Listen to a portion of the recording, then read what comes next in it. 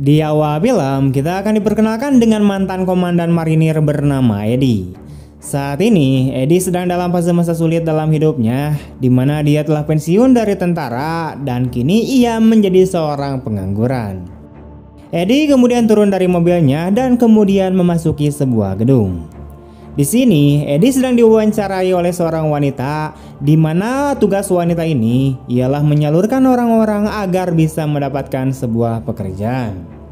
Namun setelah wawancara, wanita ini mengatakan kalau tidak ada pekerjaan yang cocok dengan kemampuan Eddie.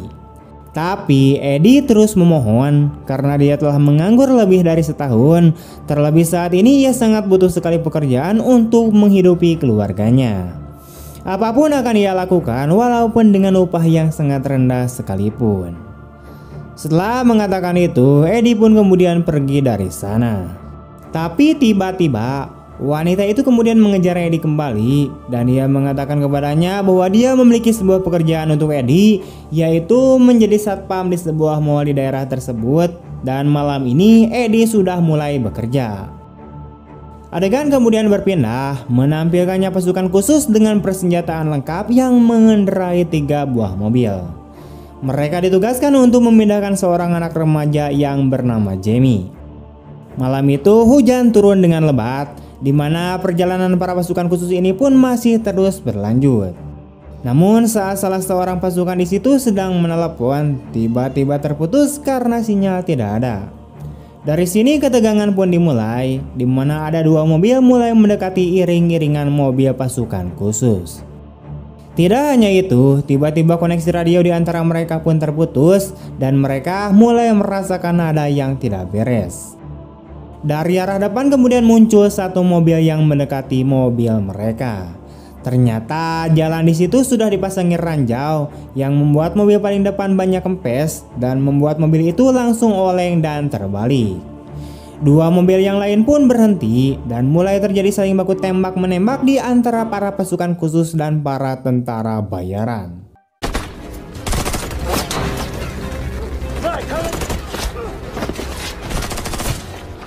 Salah satu pasukan khusus kemudian meminta Jamie untuk segera melarikan diri ke hutan dan mencari bala bantuan.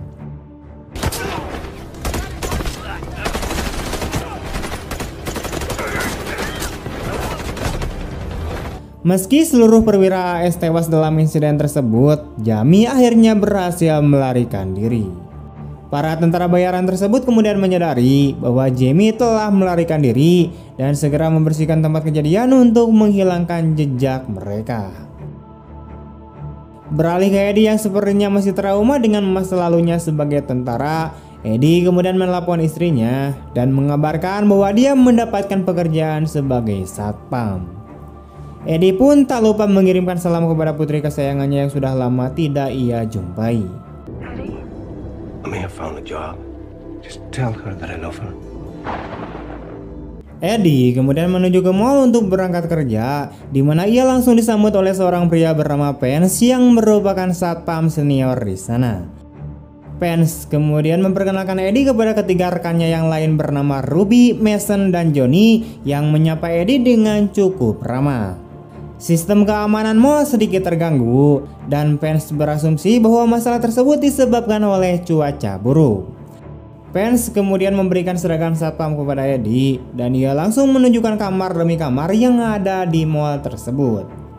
Eddie kemudian heran kenapa mall itu bisa dijaga oleh 5 orang satpam saat tutup. Pence kemudian menjelaskan di mall tersebut pernah terjadi perampokan yang menewaskan puluhan orang.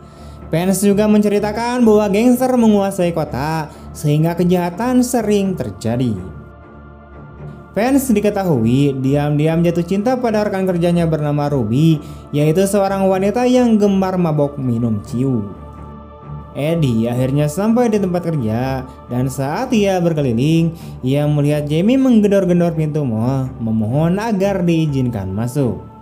Tanpa pikir panjang, Eddie kemudian membuka pintu, mempersilahkan Jamie untuk masuk yang dalam keadaan histeris hingga akhirnya ia pingsan. Eddie kemudian membaringkan Jamie di sofa, sementara Pence mencoba memanggil polisi. Namun anehnya mereka tidak mendapatkan sinyal telepon sama sekali dan saluran telepon juga terputus. Tak lama kemudian, seorang pria bernama Charlie kemudian datang ke mall dan mengaku sebagai ayah Jamie dan mencari keberadaan putrinya. Tanpa rasa curiga sedikit pun, Vance kemudian memerintahkan satpam lainnya untuk turun dan membawa Jamie.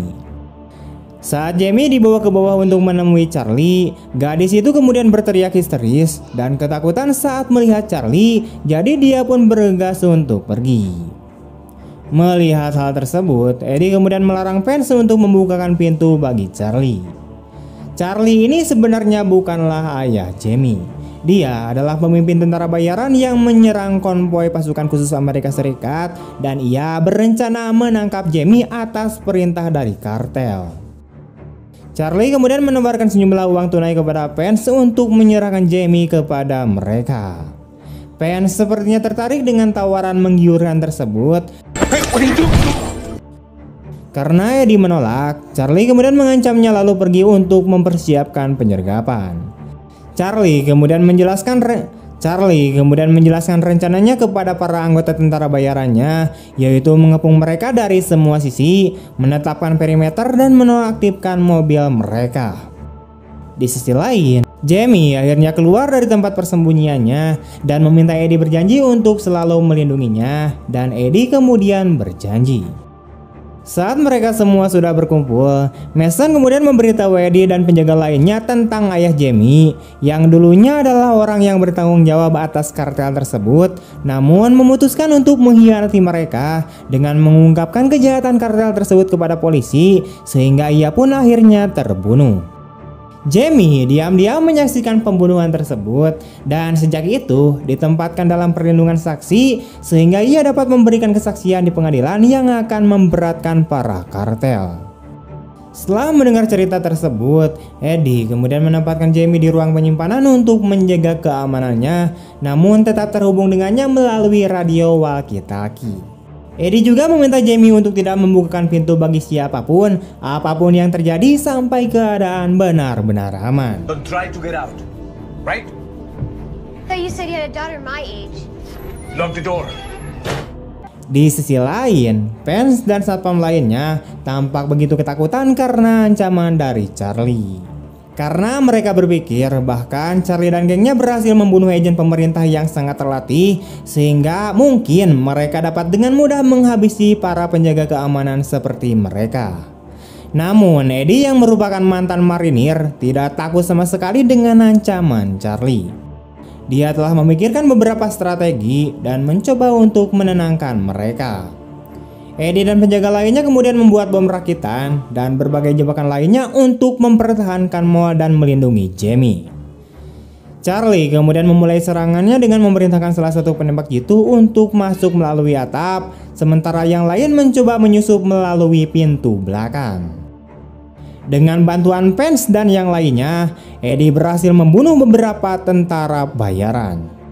Namun, penembak jitu tersebut berhasil membobol gedung mall dan kemudian menyerang Vance.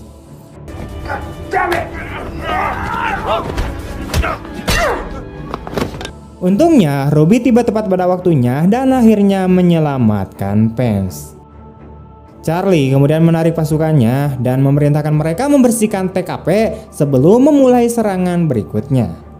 Di sisi lain, Eddie dan penjaga keamanan kemudian menyusun rencana pertahanan dengan meminta Vance, Ruby, dan Mason untuk berjaga di setiap pintu masuk dan keluar mall dan meminta Johnny memberikan sinyal kepada polisi patroli yang lewat dengan menggunakan senter. Tidak lama kemudian, Jamie keluar dari persembunyiannya dan mengatakan bahwa dia ingin membantu. Di sisi lain, Charlie dan pasukannya berhasil menyusup ke mall tersebut dengan bantuan hacker andalan mereka. Jamie kemudian mengirimkan drone kepada Charlie, mencoba mengalihkan perhatian dia dan gengnya dengan mengungkapkan lokasi yang telah disiapkan Eddie untuk menyerang mereka. Charlie kemudian memerintahkan anak buahnya untuk pergi ke lokasi tersebut sambil berjanji akan memberikan sejumlah uang jika mereka berhasil membunuh Jamie dan mengancam akan membunuh keluarga mereka jika mereka tidak melakukannya. I have a little announcement. If we succeed and the girl dies, If we fail, be hunted down and killed. let's get to work. Para prajurit akhirnya sampai di sana dan salah satu dari mereka mati karena jebakan yang dipasang oleh Eddie. Di sisi lain, Ruby berusaha melawan dengan menembakkan anak panah dan berhasil mengenai salah satu tentara bayaran. Namun, hal itu tidak berarti apa-apa bagi tentara bayaran yang telah dilatih di medan perang. Jadi mereka melakukan serangan balik dan berhasil melukai Ruby dengan serius.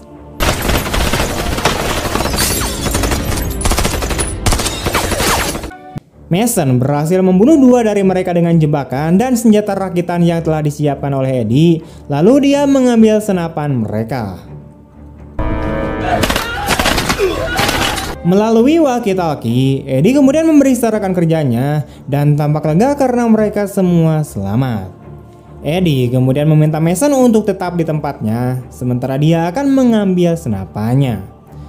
Namun, tentara bayaran tersebut mengetahui keberadaan Eddie dan menyerangnya, sehingga Eddie harus melarikan diri. Di luar, sebuah mobil patroli polisi terlihat menuju ke arah mall dan berhenti tepat di depan pintu masuk. Johnny mencoba melakukan pekerjaannya, namun tiba-tiba senternya padam. Jadi Johnny keluar dari sana untuk memberitahu polisi tersebut. Namun usahanya diketahui oleh penembak jitu di atap gedung yang akhirnya menembak mati Johnny sebelum mencapai mobil patroli polisi. Eddie kemudian mengajak rekan kerjanya untuk berkumpul di toko mainan. Eddie berhasil menjatuhkan salah satu tentara bayaran dan merampas senjatanya, lalu membunuh tentara bayaran lainnya yang berjaga di sana, di mana aksinya rupanya diawasi oleh Charlie melalui kamera CCTV.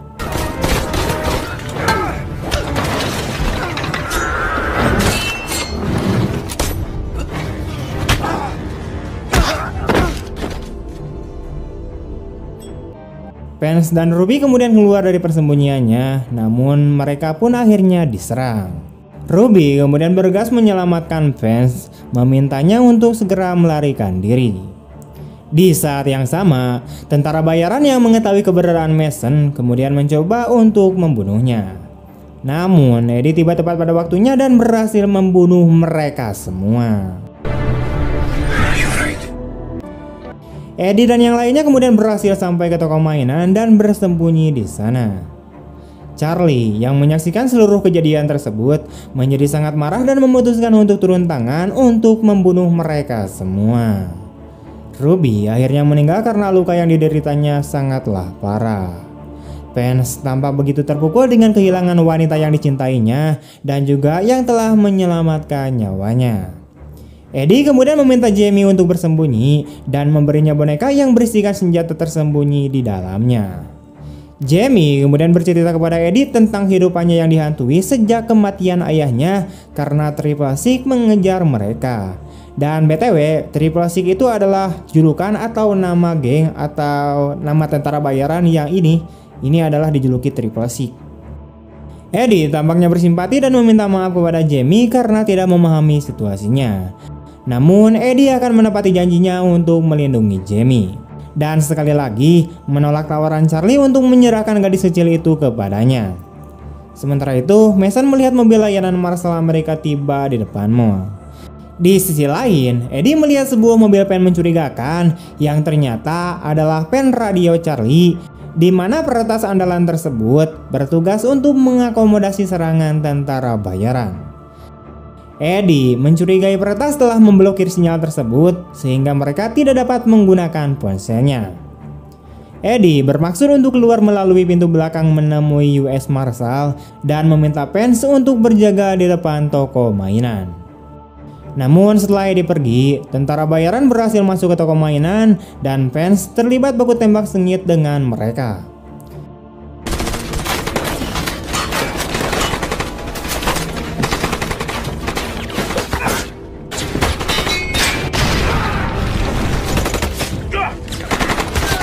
Di sisi lain, US Marshal meminta Eddie untuk berlutut dan menodongkan pistol ke arahnya.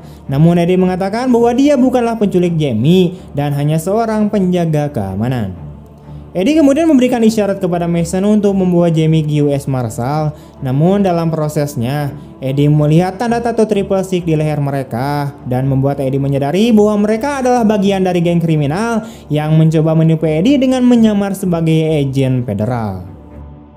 Di sisi lain, Mason yang sudah terlanjur keluar dari persembunyiannya bersama Jamie harus menghadapi serangan tentara bayaran dan tewas tertembak. Namun Jamie berhasil melarikan diri. Vance kemudian melenyapkan tentara bayaran yang tersisa untuk membantu pelarian Jamie.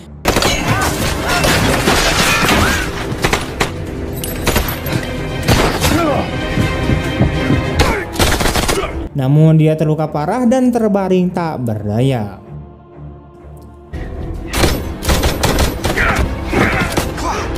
Setelah menumpas gangster yang menyamar sebagai agen federal, Eddie meminta Jamie untuk pergi dan mengambil radio untuk memberikan sinyal bantuan. Ternyata percakapan Eddie dan Jamie terdengar oleh Charlie yang juga mendengar melalui walkie-talkie. Charlie juga memerintahkan anak buahnya yang tersisa untuk membunuh Eddie, sementara dia akan mencari Jamie. Eddie kemudian bergegas menyingkirkan pen radio agar sinyal telepon kembali menyala, dan ia berhasil melumpuhkan tentara bayaran sebelum Eddie diserang oleh tangan kanan Charlie, yaitu seorang pria yang dijuluki Mata Mati yang merupakan petarung yang sangat tangguh. Keduanya kemudian terlibat dalam pertarungan sengit.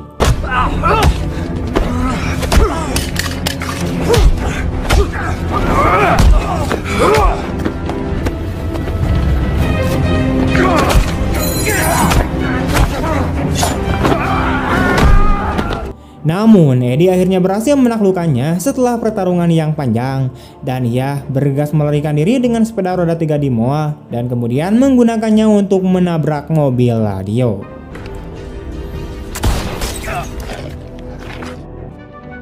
Eddie juga berhasil menembak penembak jitu yang menjaga di sana dan kemudian membunuhnya. Meskipun Eddie juga beberapa kali tertembak. Sementara itu, Charlie menguntit Jamie di Moa dan memberitahu gadis kecil itu bagaimana dia juga ditinggalkan oleh ayahnya dan menawarkan untuk menjaga dan merawat Jamie asalkan si Jamie ini tidak buka mulut. Tetapi Jamie berhasil melarikan diri, namun Charlie berhasil menemukan tempat persembunyiannya dan kemudian menangkapnya. Saat Charlie hendak membunuh Jamie, Eddie kemudian muncul dalam keadaan terhuyung-huyung dan terluka. Charlie kemudian memberitahu Eddie bahwa dia sebaiknya mengambil uang itu dan pergi agar rekan kerjanya tidak mati sia-sia. Namun Eddie tidak menyesali keputusannya dan ia akan menepati janjinya. Jamie kemudian mengejutkan Charlie dengan taser yang disembunyikannya di dalam boneka yang sebelumnya diberikan kepadanya. Yang hal itu membuat Charlie lengah dan memungkinkan Eddie untuk menembak kepala Charlie dengan pistol Vance dan kemudian akhirnya membunuh Charlie. Setelah itu, Jamie kemudian bergegas memanggil polisi dan tak lama kemudian, polisi akhirnya tiba dan hendak membawa Jamie ke tempat yang aman. Jamie mengucapkan terima kasih dan memeluk Eddie seerat-eratnya sebelum pergi bersama polisi. Eddie kemudian melihat Vance dibawa ke ambulan setelah selamat dari luka-lukanya. Beberapa hari setelah kejadian tersebut, Jamie mengunjungi Eddie di rumah sakit dan memberitahunya bahwa putrinya pasti beruntung memiliki ayah seperti si Eddie.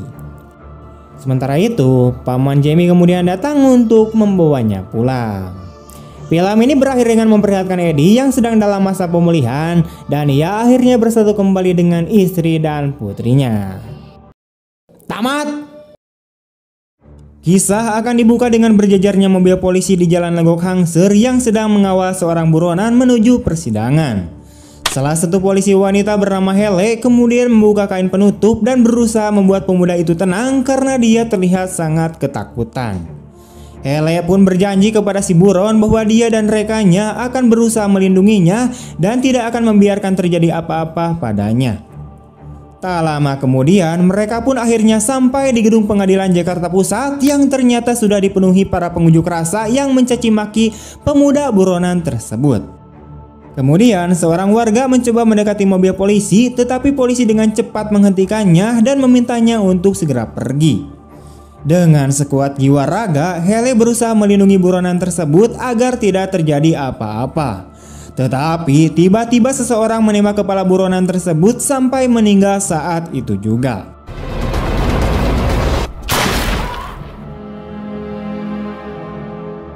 Kemudian adegan beralih ke sebuah penjara dengan keamanan maksimum. Di dalam sel tahanan, seorang terbangun karena kebisingan.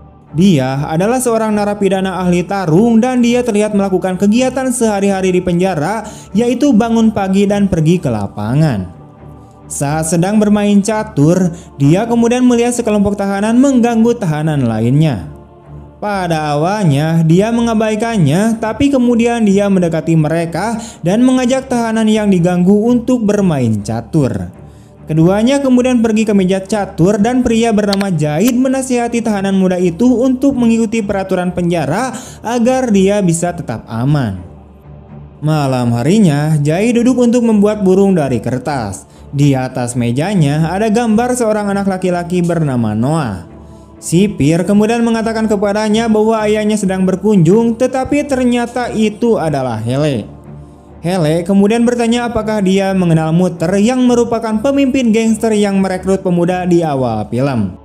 Tapi Jahid mengatakan bahwa dia tidak mengenalnya dan bertanya-tanya mengapa dia bertanya tentang ini. Hele lalu menjawab bahwa dia ingin menghentikan tindakan Mutter dan mengajukan tawaran kepada Jahid. Dia menyarankan agar Jahid menyusup ke dalam gangster Mutter dan jika dia berhasil, maka polisi akan membebaskannya. Namun dia tidak menjawab tawarannya dan menyebut tentang penembakan di depan pengadilan dan bagaimana dia telah kehilangan pemuda itu.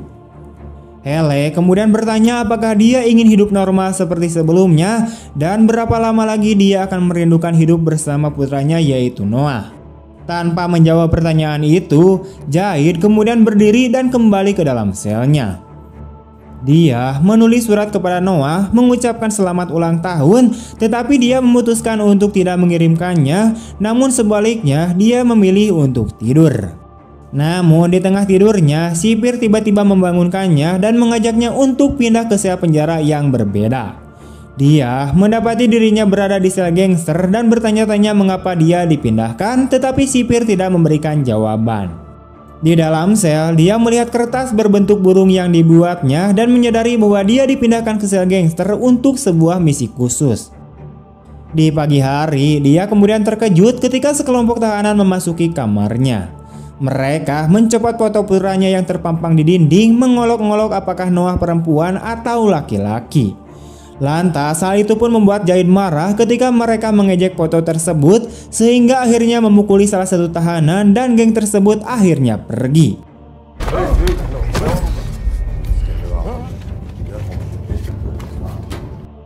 Di malam hari, ia kemudian mencoba menelepon Noah untuk mengucapkan selamat ulang tahun.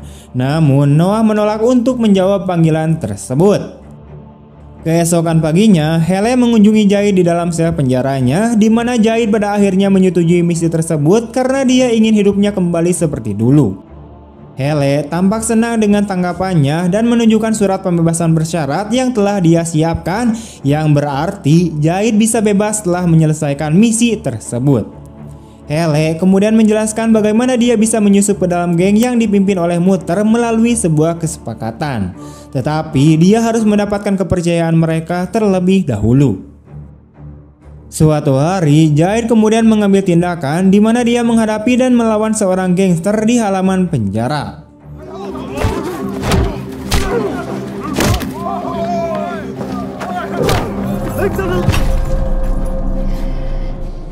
Keesokan harinya, ia kemudian diminta untuk bertemu dengan seorang bernama Adil. Jahid dan Adil mendiskusikan apa yang terjadi sehari sebelumnya ketika Jahid terlibat perkelahian. Dia menyadari bahwa Adil memiliki pengaruh di penjara, tetapi dia menyebutnya memiliki hubungan baik dengan beberapa penjaga dan mereka memutuskan untuk bekerja sama.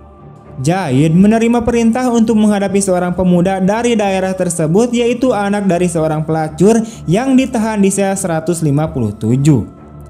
Jahid kemudian berjalan bersama Adil dan kelompoknya untuk menemui pemuda tersebut di sel 157. Yang mengejutkannya, pemuda itu adalah pemuda yang sama yang pernah bermain catur dengannya tempo hari. Setelah itu, ia pun dibebaskan dari penjara. Ia pergi ke sebuah gedung tinggi dan bertanya kepada seorang pemuda bernama Didi tentang arah ke lantai 23. Gedung ini adalah tempat tinggal Jahid. Setelah menghirup udara segar di balkonnya, dia pun kemudian pergi ke sebuah pameran dan bertemu dengan Steen yang bekerja di sana. Jahid mengucapkan selamat atas kehamilannya. Namun dia tidak menyangka Jahid akan bebas dan tidak merasa siap untuk menemuinya. Mereka pun akhirnya berdebat, tetapi Jahid bertekad untuk melihat putranya. Akhirnya Steen mengizinkan Jahid untuk menonton Noah berlatih sepak bola. Saat malam tiba, Jahid menerima telepon dari Jimmy yang memintanya untuk bertemu di luar gedung. Dia masuk ke dalam mobil, namun tiba-tiba Jimmy menghentikan mobilnya dan seseorang mencengkeram leher Jahid dari belakang. Jimmy menjelaskan bahwa dia akan mengawasinya karena dia tahu bahwa Jahid adalah seorang dokter. Dia juga mempertanyakan niat Jahid dengan Adil dan kelompoknya.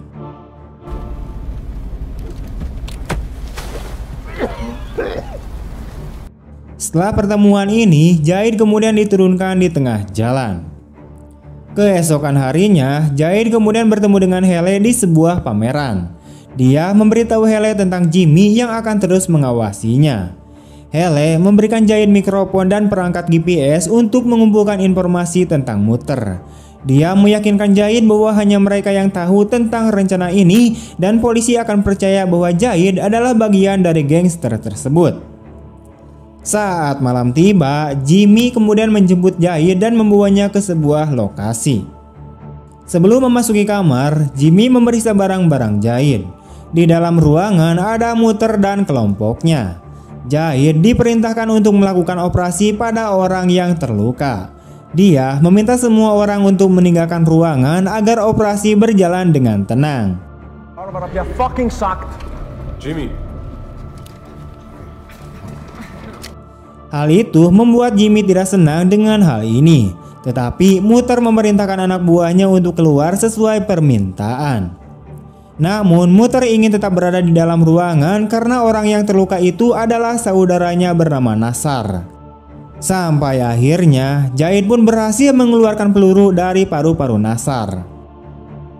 Keesokan paginya, Jahid mengunjungi rumah Steen yang merupakan mantan istrinya dengan harapan bisa bertemu dengan sang anak. Sayangnya, Noah tidak mengenalinya dan meskipun begitu, Jahid tetap berharap. Ia kemudian disambut sebagai tamu oleh Noah dan Jahid mengajaknya bermain di kamar. Det her, det hedder et stetoskop, og de der dutter peges lidt ud af.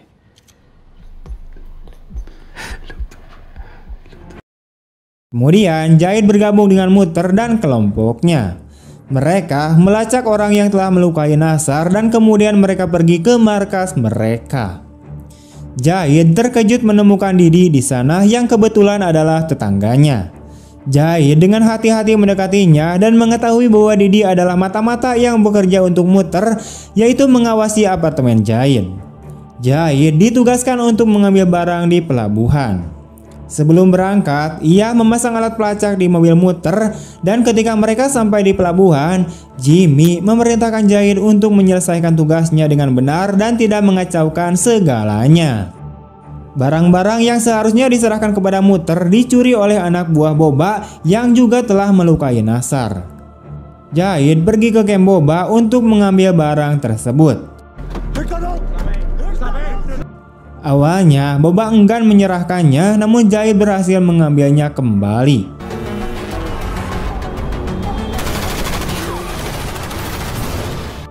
Dia kembali ke kamp Mutter dan memberitahu dia tentang situasinya, menjelaskan bahwa Boba telah mengambil obat-obatan itu tetapi dia berhasil mendapatkannya kembali. Pada awalnya Mutter ragu dengan kata-kata Jahid, tetapi Jahid akhirnya meyakinkannya. Jahid bahkan menyarankan agar dia dapat menemui Boba di klub karena Boba sedang dalam suasana hati yang buruk. Keesokan harinya, Jahid kemudian bertemu dengan Noah dan Steen di pantai. Mereka berbincang santai. Di tengah-tengah pembicaraan mereka, Noah bertanya-tanya apakah Jahid harus kembali ke penjara atau apakah dia bisa tetap tinggal di sana. Jahid kemudian menjawab bahwa dia berniat untuk tetap tinggal. Noah bertanya apa yang telah dia lakukan sehingga harus mendekam di penjara dan Jahid hanya terdiam. Setelah bertemu dengan Noah, Jahid pergi ke perpustakaan dan memberikan sebuah rekaman suara kepada Haley. Rekaman ini berisikan pesan-pesan suara dari 14 hari terakhir saat ia bersama Mutter dan kelompoknya. Sejenak, Jahid merenungkan tindakannya bersama Mutter dan kemudian mengatakan kepada Haley bahwa Noah bertanya tentang kejahatan yang membuatnya di penjara. Ia meyakinkannya bahwa suatu hari nanti Noah akan mengetahui bahwa ayahnya berperan dalam menghentikan kejahatan tersebut. Penjelasannya sedikit meredakan kekhawatiran Jahid. Suatu malam, Jahid kemudian bertemu dengan Mutter yang memerintahkannya untuk bergabung dengan Nasar dan Didi untuk sebuah pekerjaan yang lebih besar. Mereka berhenti di sebuah toko dan mengobrol sebentar di dalam mobil. Dari kejauhan, Hele memata-matai Jahid. Beberapa menit kemudian, dua orang menembaki mobil Jahid.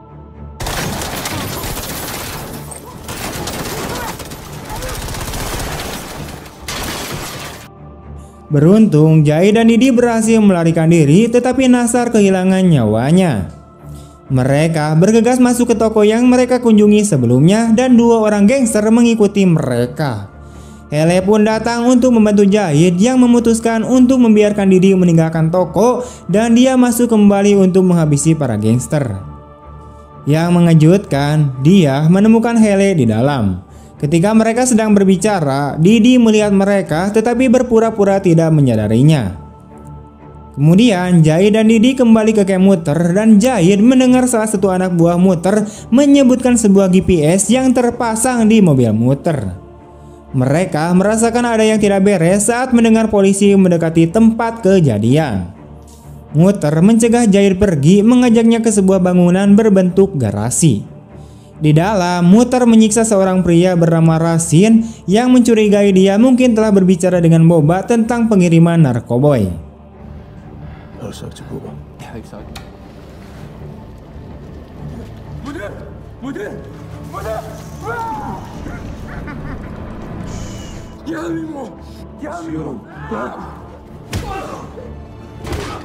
Rasin mengakui tuduhan tersebut namun menyangkal telah meletakkan alat pelacak di mobil Mutter dan orang-orang itu membawa Rasin pergi. Jahid bertemu dengan Hele di perpustakaan dan mengaku kepadanya tentang insiden dengan Rasin, di mana dia merasa bersalah dan ingin keluar dari misi tersebut, tetapi Hele dengan tegas mengatakan bahwa berhenti akan membuatnya rentan terhadap jangkauan Mutter. Keesokan harinya, Mutter bertemu dengan Didi dan menanyakan tentang insiden di dekat supermarket ketika Nasar tertembak. Didi awalnya menyembunyikan kebenarannya, tetapi kemudian mengungkapkan bahwa Jahid bertemu dengan seorang polisi wanita yang tidak menangkapnya. Hal itu membuat Mutter tidak bisa berkata-kata. Jahid menghabiskan waktu bersama Noah di sebuah taman hiburan, menikmati permainan dan percakapan. Dalam perjalanan pulang, mereka tiba-tiba ditembaki oleh mobil lain, tetapi Jahid berhasil melarikan diri dan menurunkan Noah di rumah Steen.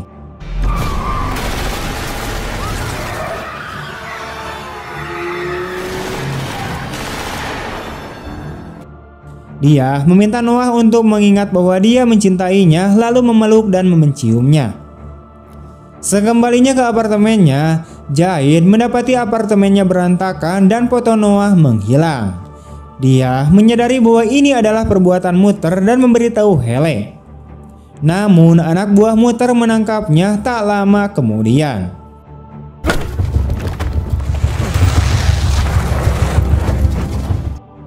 Mutter kemudian membawanya ke tempat di mana Rasin disiksa dan kemudian mengumumkan niatnya untuk mengunjungi Noah dan Steen.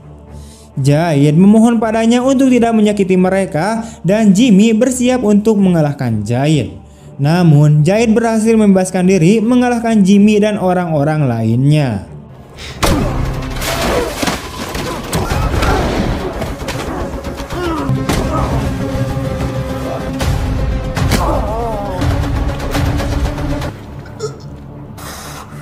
Setelah itu, dia kemudian pergi ke markas Mutter bertekad untuk menghadapinya, tetapi pertama-tama dia harus menghadapi anak buah Mutter.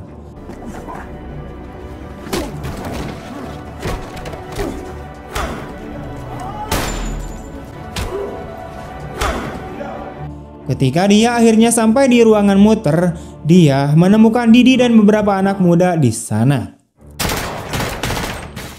Mutter menembak kaki Jahid dan tanpa diduga, Didi berbalik menyerang Mutter dan mengarahkan pistol ke arahnya.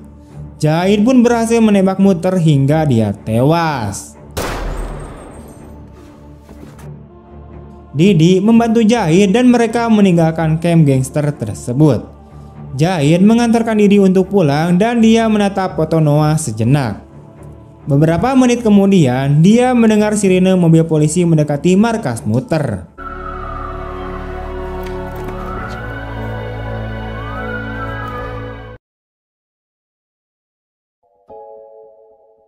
Oke, sekian dulu untuk video hari ini. Bagaimana tanggapan kalian tentang film ini? Jangan lupa tulis di kolom komentar. Dan jika kalian punya rekomendasi film tentang apa selanjutnya yang mau kita bahas, jangan lupa tinggalkan juga komentar di bawah kolom komentar ya. Oke, terima kasih. See you next time and bye-bye.